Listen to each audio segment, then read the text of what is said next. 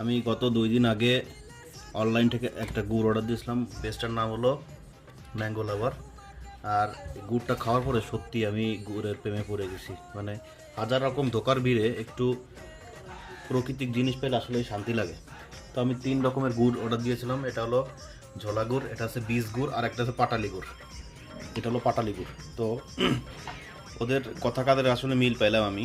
Thank you mango লাভার। আর এটা দিয়ে আমরা এখন পায়েস বানাবো। পায়েসটা দেখি কেমন টেস্টি হয়, সেটাও শেয়ার করবো আপনাদের সাথে।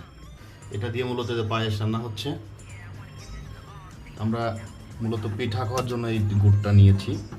এই যে অরিজিনাল খেজুরের গুড় দিয়ে পায়েস রান্না, জাস্ট ওয়াও।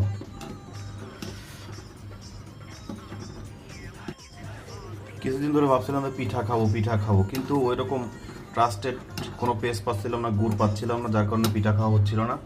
তো একটা পেজ পেলাম, সেখান থেকে অনেকদিন ধরে ভাবছিলাম পিঠা খাবো, কিন্তু পিঠা আর খাওয়া হচ্ছিল না। একটা ট্রাস্টেড পেজ থেকে ম্যাঙ্গো লাভার, ওইখান থেকে আমরা 3 কেজি খেজুরের গুড় নিয়েছি, একটা বীজ গুড়, একটা ঝোল গুড়, আর একটা হলো পাটালি। 3 রকমের গুড় নিয়েছি। সেখান থেকে এই যে আজকে পায়েস রান্না হচ্ছে। পায়েসটা যখন রান্না হচ্ছিল এত সুন্দর স্মেলেই আসলে মাথা নষ্ট।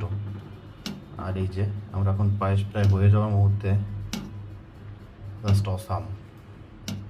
খাইতে অনেকটা টেস্ট, আমি টেস্ট করে দেখলাম। মানে সে প্রকৃতি গ্রামে থাকতে যেরকম রস দিয়ে রান্না হয়তো পায়েস, ওরকমটাই ফিল পাচ্ছিলাম। Thank you mango lover.